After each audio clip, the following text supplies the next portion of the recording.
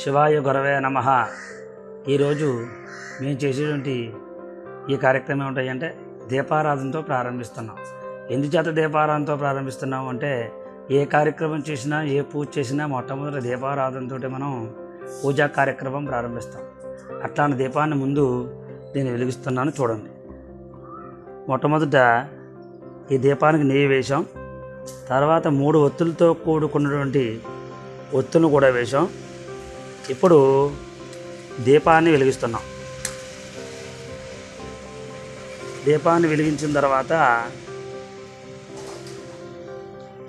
ఈ యొక్క దీపానికి గంధం బొట్టు కుంకుమ బొట్టు పెట్టి ఆ దీపానికి అక్షంతల పుష్పం కూడా పెట్టి నేను దీపా నమస్కారాధన చేశాను. దీపం జ్యోతి పరబ్రహ్మ దీపం సర్వతమోపహం దీపేన సాధ్యతే సర్వం పూజా దీపనమోస్తుతే అని ఈ దీపానికి శ్లోకం చెప్పింది మొట్టమొదట. అయితే ప్రతి గృహంలోనూ కూడా నిత్యము దీపారాధన ఉండాలండి. నిత్యము దీపారాధన ఉన్నట్లయితేనే ఆ గృహం లక్ష్మీప్రదంగా ఉంటుంది, శ్రీప్రదంగా ఉంటుంది.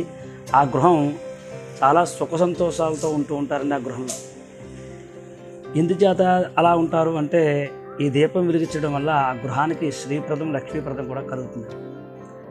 కొంతమంది మమ్మల్ని ఫోన్ చేసి అడుగుతూ ఉంటున్నారండి, ఏమండి ఇలాగ మాకు 7 శతకం వచ్చిందండి, లేకపోతే మాకు ఇంట్లో దీపం పెట్టుకోవడం కుదరట్లేదండి, మరి 11 నెలలు దీపం పెట్టకూడదండి, లేకపోతే ఈ కార్యక్రమం ఎంతవరకు దీపారాధన చేయకూడదండి అని మమ్మల్ని అడగడం జరుగుతుందండి. అయితే దీనికి మనం ఎలా చెప్పాలి అంటే ఈ దీపం గురించి దీపంలోనే శ్లోకం చెప్పిందండి. సాధ్యం త్రివర్త సంయుక్తం మన్నినాం యోజితం ప్రేమ గృహాన మంగళం దీపం త్రైలోక్య దిమరాపహ భక్ష్యాదీపం ప్రయిచ్ఛామి దేవాయ పరమాత్మనే త్రాహిమాం నరకాద్ఘోరా దివ్య జ్యోత నమోస్తుతే అని ఈ దీపంలోనే శ్లోకం చెప్పింది. దీపానికి అర్థం ఏమిటండి? ఆ శ్లోకానికి అర్థం అంటే సాధ్యం, సా అంటే మంచి, ఆజ్యము అంటే నెయ్య, మంచి నెయ్యిని మొట్టమొదట వేసి త్రివర్తి సంయుక్తం 3 ఒత్తులతో ఈ దీపారాధనలో వేసి దీపాన్ని వెలిగించి ఇట్లా ఈ దీపాన్ని మంచినీళ్ళు వేసి 3 ఒత్తులు వేసి వెలిగించాలండి.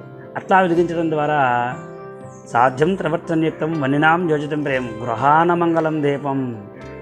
ఏ గృహంలో అయితే ఈ దీపాన్ని వెలిగిస్తామో ఆ గృహం మంగళప్రదంగా ఉంటుందండి. సాధ్యం త్రివర్తి సంయుక్తం వన్నినాం యోజితం ప్రేమ గృహాన మంగళం దీపం త్రైలోక్య దిమరాపహ భక్ష్యాదీపం ప్రయిచ్ఛామి దేవాయ పరమాత్మనే త్రాహిమాం నరకాద్ఘోర. చూశారండి, ఏ గృహంలో అయితే ఇటువంటి దీపారాధన లేదో మమ్మల్ని అడుగుతున్నారని చెప్పారని చూశారండి. వాళ్ళు గతించిన పెద్దలు ఎవరైనా ఉంటారు కదండి, వాళ్ళు ప్రమాదవశాత్తు స్వర్గానికి వెళ్ళొచ్చు, లేదంటే నరకానికి వెళ్ళొచ్చు. స్వర్గానికి వెళ్ళారనుకోండి ఎటువంటి ఇబ్బంది లేదు, సుఖశాంతులతో ఉంటారు వాళ్ళు. ఒకవేళ నరకానికి వెళ్ళారనుకోండి ఆ నరక మార్గంలో వాళ్ళకి దారులు కనిపించవండి. అప్పుడు వాళ్ళు ఏం చేయాలో దిక్కుతోచిన పరిస్థితిలో ఏ గృహంలో అయితే దీపం మా వాళ్ళు దీపం పెడతారో అని ఎదురు చూస్తూ ఉంటారండి. అట్లా మనం వెలిగించిన దీపం చూసారా, ఆ దీపం వాళ్ళకి నరక మార్గంలో దారిని చూపిస్తూ ఉంటుందండి. ఆ మార్గం ద్వారా ఆ వెలుతురులో వాళ్ళు ప్రయాణం చేస్తూ ఉంటారండి. అందుచేత ప్రతి గృహంలోనూ నిరంతరం దీపారాధన చేయాలండి.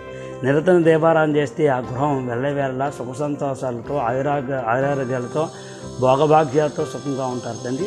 ఇంత కార్యక్రమం ఉందండి దీపారాధనలు. ఏదో మంచినీళ్ళు వేసాం, లేదా 3 ఒత్తులు వేసాం, లేదా దీపారాధన పెట్టేసాం అంటే కాదండి. దీపంలో ఎంత పరమార్థం ఉందండి. ఇంత పరమార్థం తెలుసుకుని దీపారాధన చేసినట్లయితే కనుక సుఖశాంతులతో ఉంటారని అందరూ కూడా. ఓం నమః శివాయ. స్వస్తి.